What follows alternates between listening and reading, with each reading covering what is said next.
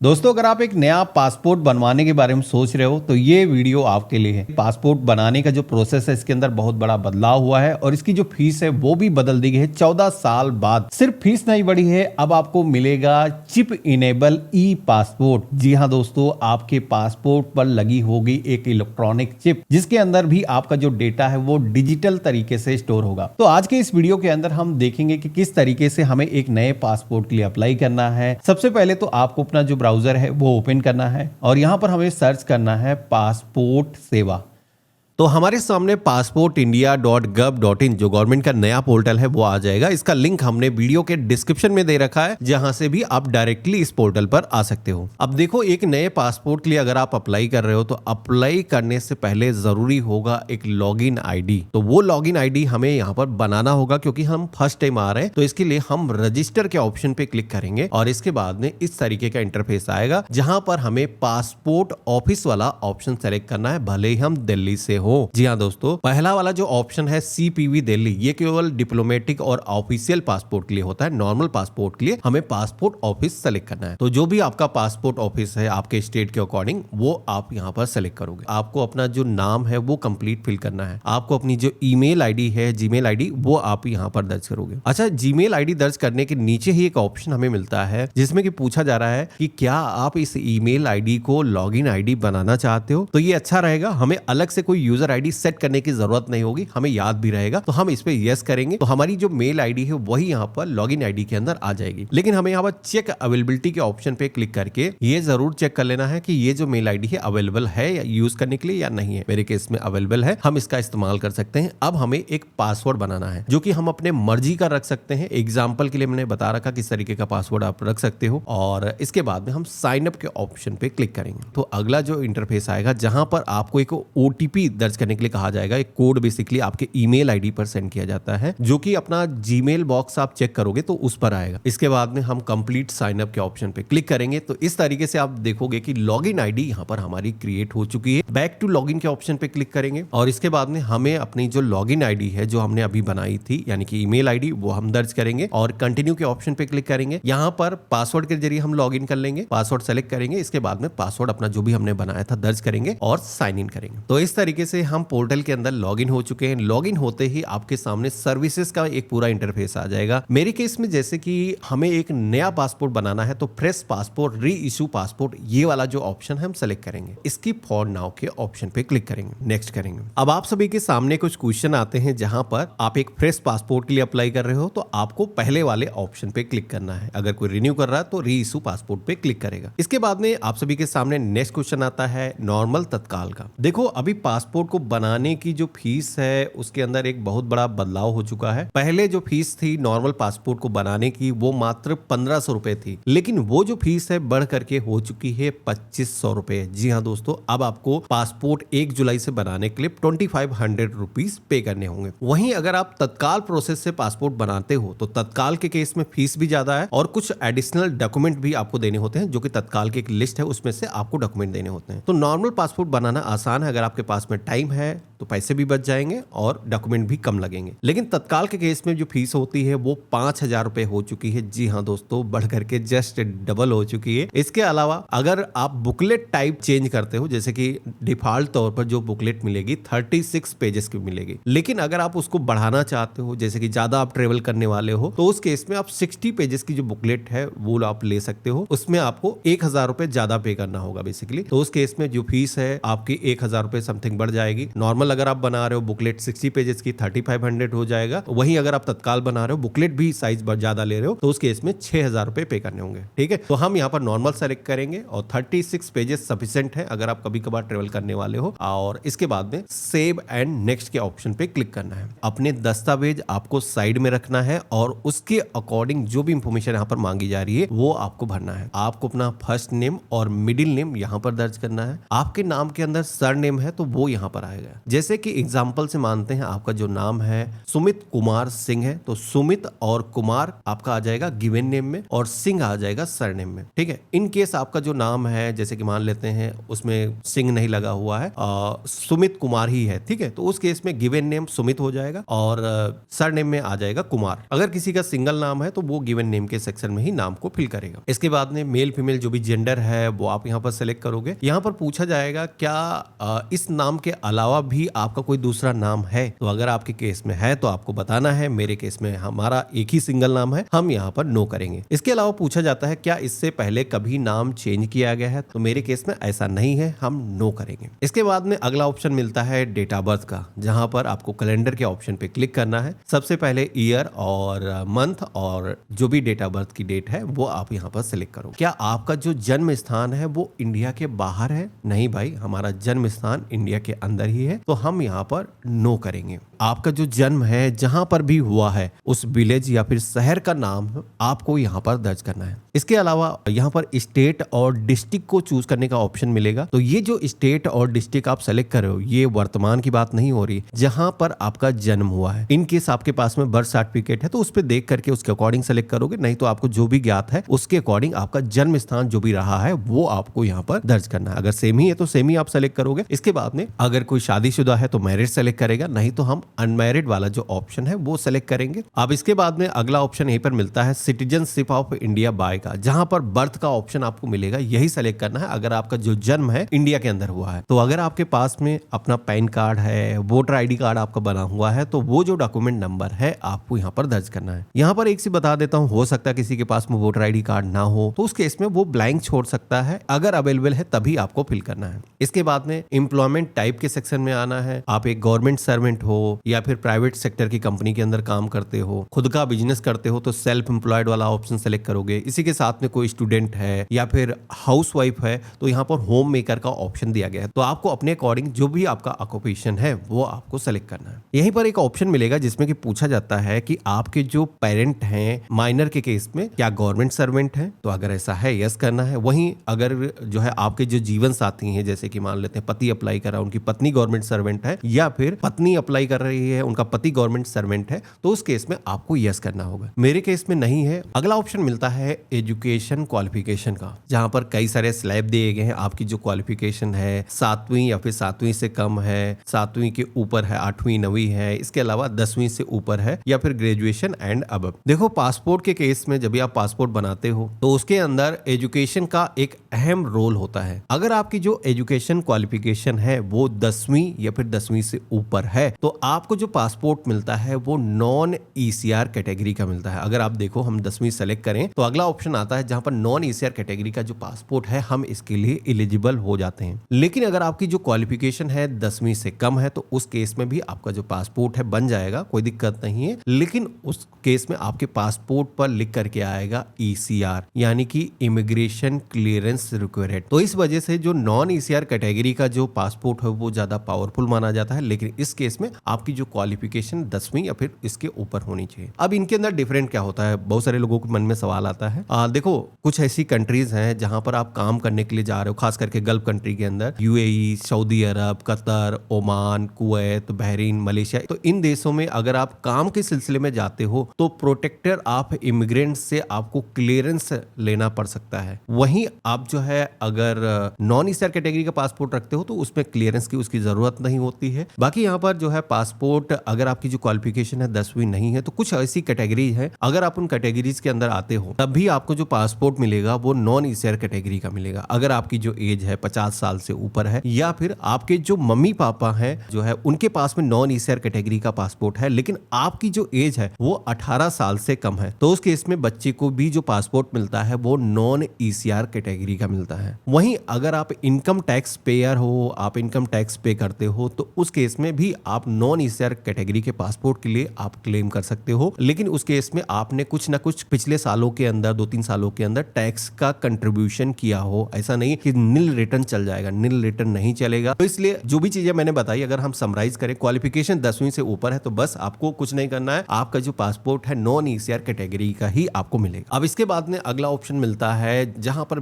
Visible distribution mark पूछा जा रहा है। तो अगर आपकी बॉडी पर कोई भी ऐसा पहचान चिन्ह है जिससे कि आपकी बॉडी की पहचान की जा सके तो आप यहां पर बता सकते हो। यहां पर भी अगर आप डिस्क्लोज नहीं करना चाहते हो तो छोड़ सकते हो, ब्लैंक छोड़ करके आगे बढ़ सकते हो। आधार नंबर आपके पास में है तो वो यहां पर आपको दर्ज करना है, और आधार को यूज करने के लिए आपको आधार की जो परमिशन है वो भी आपको यहां पर अलाउ करना। तो हमने यहां पर यस कर दिया है। इसके बाद में सेव एंड नेक्स्ट के ऑप्शन पे क्लिक करना है। अब अगला ऑप्शन आता है जहां पर हमें अपने माता पिता की जो इंफॉर्मेशन है वो दर्ज करना है। तो जैसे आपने अपना नाम फिल किया था वैसे ही आपको अपने फादर का नाम और मदर का नाम यहाँ पर फिल करना है। अगर किसी के केस में लीगल गार्जियन एप्लीकेबल है तो वो यहाँ पर बताएगा, नहीं तो ब्लैंक छोड़ सकते हो। यहाँ पर एक ऑप्शन मेरे केस में नहीं आया है क्योंकि ये जिनका हम अप्लाई कर रहे हैं अनमैरिड है। अगर कोई मैरिड अप्लाई करता है तो उस केस में यहाँ पर आपको ऑप्शन आएगा स्पाउस नेम का। तो आपके जो जीवन साथी हैं उस केस में अगर कोई महिला अप्लाई कर रही है तो पति की इंफॉर्मेशन, या फिर पति अप्लाई कर रहा तो पत्नी की इंफॉर्मेशन उसमें दर्ज करनी है, और बस आपको सेव एंड नेक्स्ट के ऑप्शन पे क्लिक करना है।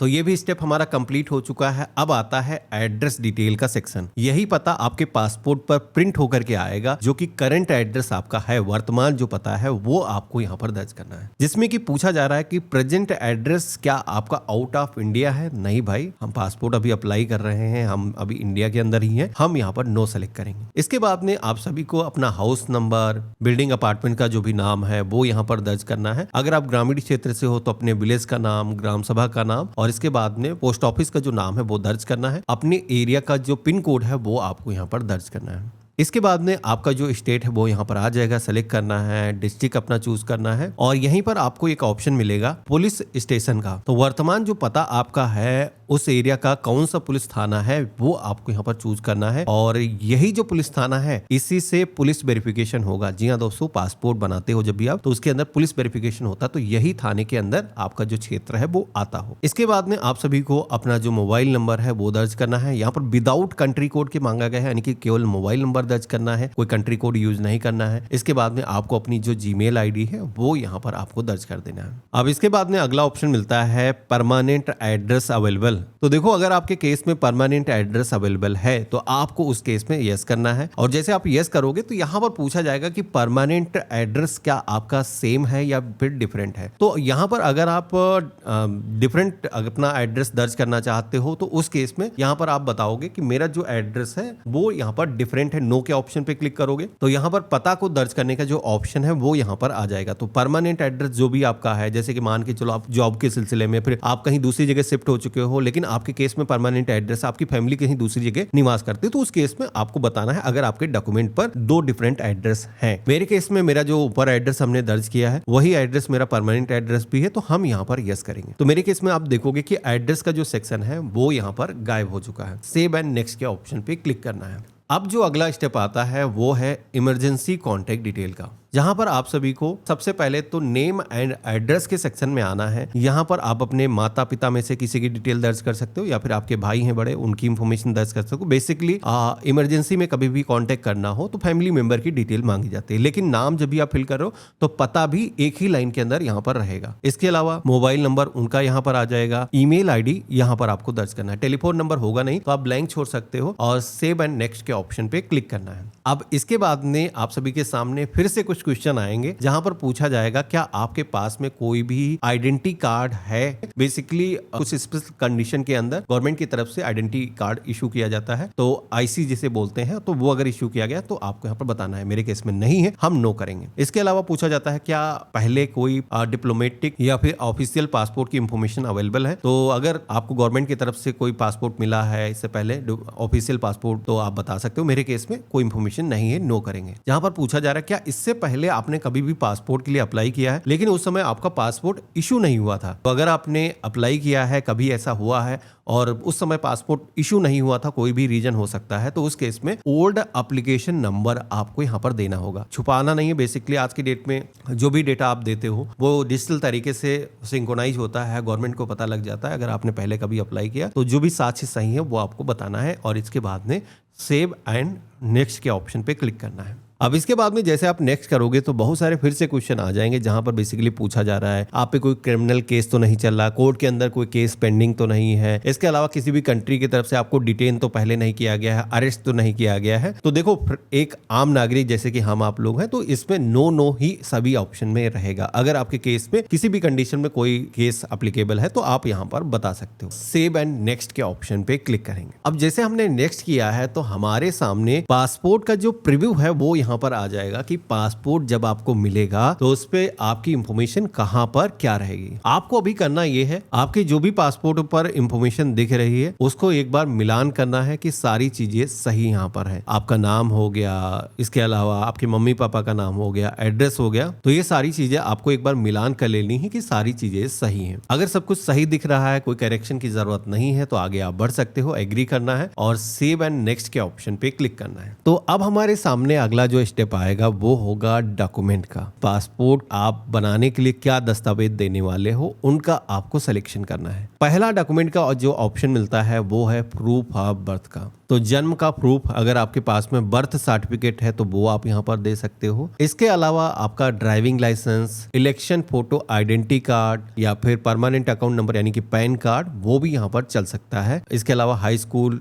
इंटर की मार्कशीट है तो वो भी आप यहाँ पर दे सकते हो। तो यहाँ पर अपने अकॉर्डिंग जो भी एप्लीकेबल है हम यहाँ पर पैन कार्ड दे सकते हैं, हमने यहाँ पर सेलेक्ट कर दिया है। अब इसके बाद में अगला ऑप्शन आता है जो कि है एड्रेस प्रूफ का। देखो जो वर्तमान आपको पता था, करंट जो आपका एड्रेस था उसका एक प्रूफ आपको देना है। तो यहाँ पर आपके पास में मल्टीपल डॉक्यूमेंट के ऑप्शन है। आपके पास में बिजली का बिल है, बैंक पासबुक हो गया, आर्म लाइसेंस हो गया, ration card, rent agreement, SC ST OBC certificate हो गया, इसके अलावा आधार कार्ड। तो आधार तो सभी के पास में होगा तो इसमें हम आधार का जो ऑप्शन है सेलेक्ट कर लेंगे। एड्रेस के तौर पर आधार यहाँ पर मान्य है। इसके बाद में अगला ऑप्शन आता है जो कि है प्रूफ ऑफ ECNR। देखो नॉन ECR कैटेगरी का अगर आपको पासपोर्ट चाहिए तो ये ऑप्शन आएगा। अगर आपने क्वालिफिकेशन 10वीं से कम सेलेक्ट किया है तो 2 ही डॉक्यूमेंट से आपका काम चल जाएगा। मेरे केस में यहाँ पर ECNR का प्रूफ देना होगा। जैसे कि मैंने आपको बताया था, आपकी जो क्वालिफिकेशन है 10वीं या फिर 10वीं से ऊपर है, 12वीं है, तो आप यहाँ पर मैट्रिकुलेशन और हायर एजुकेशन पास सर्टिफिकेट आप यहाँ पर दे सकते हो। इसके अलावा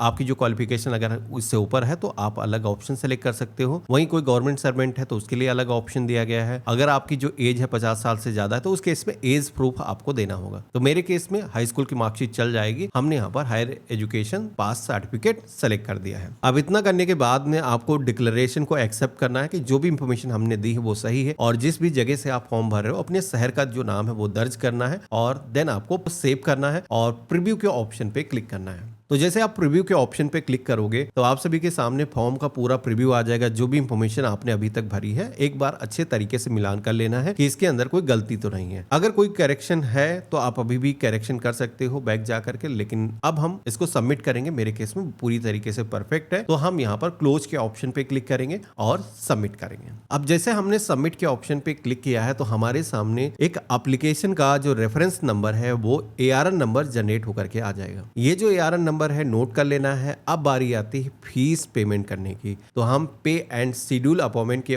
ऑप्शन पे क्लिक करेंगे। तो अब आप यहाँ पर देख सकते हो जो भी आपने रीजनल ऑफिस अपना सेलेक्ट किया होगा वो आपका यहाँ पर सिलेक्टेड आ जाएगा। इसके अलावा PSK का एक ऑप्शन आएगा जहां पर आपको जाना है पासपोर्ट के वेरिफिकेशन के लिए। तो यहाँ पर एक पूरी लिस्ट दी गई है जिसमें आप देख सकते हो कुछ PSK करके नाम लिखा गया है स्थानों का और कुछ के आगे POPSK लिखा गया है। तो बेसिकली है अभी ये, पहले क्या होता था कि गवर्नमेंट के ही कुछ सेंटर होते थे तो बहुत रश हो जाता था। अभी गवर्नमेंट ने रिसेंटली पोस्ट ऑफिस के अंदर बहुत सारे पासपोर्ट ऑफिसेस ओपन कर दिए हैं जहां पर भी जा करके आप वेरिफिकेशन अपना करा सकते हो। तो आपको जो भी नियरेस्ट आपका है आप सेलेक्ट कर लेना, क्योंकि आपका जो रीजनल पासपोर्ट ऑफिस है वो ऊपर सेलेक्टेड है। है तो किसी भी सेंटर में आप जा सकते हो। हर सेंटर के अंदर जो भी अपॉइंटमेंट की अवेलेबिलिटी डेट है वो आपको दिख जाएगी। तो एक जो पासपोर्ट सेवा केंद्र है उसका एड्रेस यहाँ पर आ चुका है, इसी जगह पर हमें विजिट करना है। हमने डिफॉल्ट पीएसके का जो लखनऊ में रतन स्क्वायर में है वो हमने सेलेक्ट किया है और इसके बाद में डेट यहाँ पर सेलेक्ट होकर के आ जाएगी अपॉइंटमेंट की। एक ध्यान रखना है ये जो डेट है अगर आप चेंज करना चाहते हो तो कैलेंडर का जो आइकन दिख रहा है इस पे क्लिक करके अगर आप इस डेट में नहीं जाना चाहते हो नेक्स्ट करके जो भी ग्रीन कलर से यहाँ पर डेट दिख रही है आप चेंज करके किसी दूसरी डेट को सेलेक्ट कर सकते हो। और इसके बाद में मेक पेमेंट के ऑप्शन पे क्लिक करना है, ओके करना है और पे नाउ के ऑप्शन पे क्लिक करना है। अब आपको फीस का पेमेंट करना है। यहाँ पर आप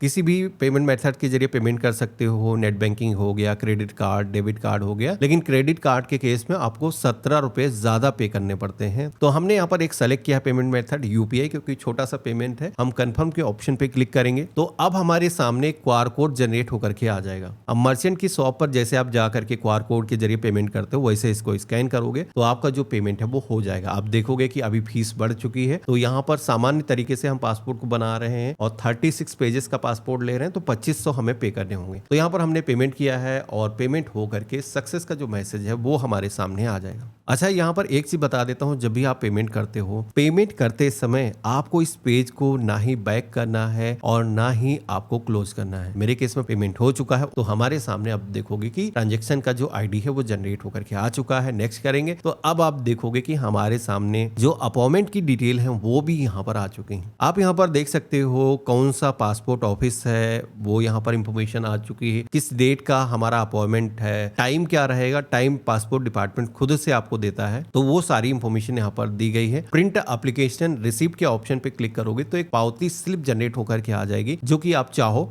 तो आप प्रिंट इसका निकाल सकते हो। तो यहाँ पर हम प्रिंट एप्लीकेशन रिसीप्ट के ऑप्शन पे क्लिक करेंगे और इसके बाद में ये जो पहला पन्ना आया है इसे हम प्रिंट कर लेंगे। हमारा जो फीस का पेमेंट है वो सफलतापूर्वक हो चुका है। देखो, अप्लाई करने के बाद में अब आपको जाना है पासपोर्ट ऑफिस, जहां पर ये जो अपॉइंटमेंट स्लिप निकली है इसको प्रिंट आउट पहला इसका पन्ना निकाल लेना है और इसके साथ में आपको अपने जितने भी ओरिजिनल डॉक्यूमेंट हैं वो साथ में कैरी करके ले जाना है पासपोर्ट ऑफिस। पासपोर्ट ऑफिस के अंदर आपके जो डॉक्यूमेंट हैं वो स्कैन किए जाएंगे। इसके अलावा आपका जो बायोमेट्रिक है वहां पर किया जाएगा, यानी कि फिंगरप्रिंट आपके लिए जाएंगे। इसके अलावा आप सभी का जो है जैसे कि फोटो वहीं पर कैप्चर किया जाएगा। पासपोर्ट ऑफिस के अंदर जब भी आप जाते हो तो वहां पर आपको सबसे पहले तो जब आप इंटर करोगे तो एक रिसेप्शन काउंटर मिलेगा जहां पर टोकन लेना होगा और टोकन के बाद में आपको जैसे जो प्रोसेस मैंने बताया कि डॉक्यूमेंट आपको स्कैन कराने हैं और उसके बाद में बायोमेट्रिक देना है। देन आप जाओगे बी काउंटर पर। बी काउंटर पर क्रॉस चेक किया जाता है कि आपके फाइल के अंदर कोई इशू तो नहीं, डॉक्यूमेंट जो भी आप लगा रहे हो उसके अकॉर्डिंग सारी इंफॉर्मेशन है या नहीं है। उसके बाद में आपको रिडायरेक्ट किया जाता है सी काउंटर पर। अब सी जो काउंटर होता है ये मेन काउंटर होता है पासपोर्ट डिपार्टमेंट का। देखो, अभी प्राइवेट सेक्टर के अंदर गवर्नमेंट ने अपना जो पासपोर्ट बनाने का प्रोसेस है कर दिया है, जिसमें कि जो पहला काउंटर आपने देखा ए काउंटर, बी काउंटर, ये सारे काउंटर प्राइवेट सेक्टर के जो एम्प्लॉय हैं वो मैनेज करते हैं। बाकी यहाँ पर जो गवर्नमेंट ऑफिसर बैठते हैं वो सी काउंटर पर बैठते हैं, जो बेसिक कुछ क्वेश्चन आप सभी से पूछ सकते हैं आपके एड्रेस के बारे में, आप क्यों पासपोर्ट बनवा रहे हो, आप एजुकेशन के लिए विदेश जाना चाह रहे हो या फिर हो सकता है टूरिस्ट की तरीके से घूमने जाना चाहते हो, तो कोई भी रीजन हो सकता है, आपको बताना है। लेकिन एक चीज यहाँ पर बता देता हूँ, देखो पासपोर्ट बनाने के लिए जो भी आप दस्तावेज देते हो उन दस्तावेजों के अकॉर्डिंग ही कुछ क्वेश्चन पूछे जाते हैं, उनके आपको जवाब देने हैं। लेकिन अगर आपके दस्तावेजों के अंदर कोई इंफॉर्मेशन में मिसमैच है, जैसे कि आपका जो नाम है वो वोटर आईडी कार्ड पर दूसरा है, आपके आधार कार्ड पर दूसरा है, तो ऐसे में प्रॉब्लम आ सकती है। वो कहेंगे कि सबसे पहले इसको आपको फिक्स कराना है। तो ऐसा कुछ इशू ना आए इससे पहले जब आप अप्लाई कर रहे हो तो पहले से ही क्रॉस चेक कर लो कि जो भी डॉक्यूमेंट हम दे रहे हैं उसमें हमारा नाम, हमारे मम्मी पापा का नाम वो पूरी तरीके से सेम हो। एड्रेस डिफरेंट हो सकता है, अभी वर्तमान पता में भी कहीं दूसरा आपका हो तो उसका आपको एड्रेस प्रूफ देना है, लेकिन नाम के अंदर अगर कोई गलती है तो फिर आपकी जो फाइल है वो होल्ड डाल देते हैं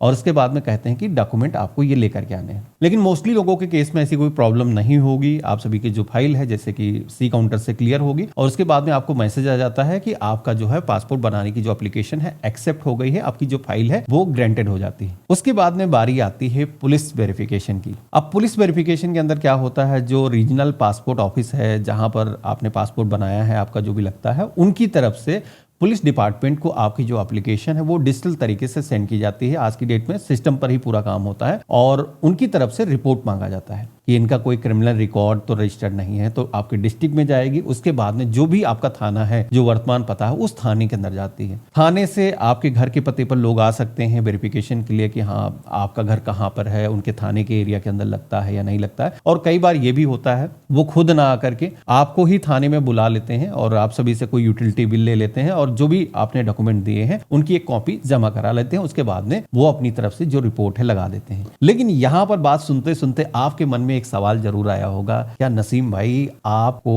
वहां पर थाने के अंदर कोई पैसे देने पड़ते हैं पासपोर्ट को बनाने के लिए? जी दोस्तों, ऐसा कुछ भी नहीं है। गवर्नमेंट की तरफ से जो फीस आपने पे करी है वही बस आपको फीस पे करनी होती है। इसके अलावा कोई भी पैसे कहीं देने की जरूरत नहीं होती है। देखो, पुलिस को क्लियरेंस की रिपोर्ट लगानी ही होती है। मे बी वो डिले कर सकते हैं, आज नहीं कल 2-4 दिन टाल सकते हैं, लेकिन कुछ ना कुछ उनको जवाब देना होगा डिपार्टमेंट को कि हाँ इनका जो है कोई रिकॉर्ड नहीं है। अगर रिकॉर्ड नहीं है तो फर्जी को तो नहीं दिखा सकते हैं कि आप पे कोई क्रिमिनल रिकॉर्ड चल रहा है जिसकी वजह से पासपोर्ट नहीं बन सकता है। मे बी वो डिले कर सकते हैं, तो वैसी कोई फीस नहीं है। बाकी आपको लोकल लेवल पर अपने हिसाब से उसको मैनेज करना है। आपको ट्रैकिंग नंबर मिलेगा, उसको ट्रैक करते रहना इंडिया पोस्ट की वेबसाइट पर कि जो है आपका जो पासपोर्ट है वो कहां पहुंचा है। जैसे पोस्टमैन आउट फॉर डिलीवरी दिखाए, आप पोस्टमैन से कांटेक्ट कर सकते हो या फिर खुद ही आपसे वो कांटेक्ट कर लेगा। तो ये रहा कंप्लीट प्रोसेस। इस तरीके से आप अपना जो पासपोर्ट है बना सकते हो। आशा करता हूं मैंने सरल भाषा में सारी इंफॉर्मेशन इस वीडियो के अंदर कवर करी है। अगर आपको हमारा ये काम पसंद आया है तो वीडियो को लाइक करके जरूर जाना, चैनल को फॉलो कर लेना और हम मिलते हैं ऐसे ही एक नया वीडियो में।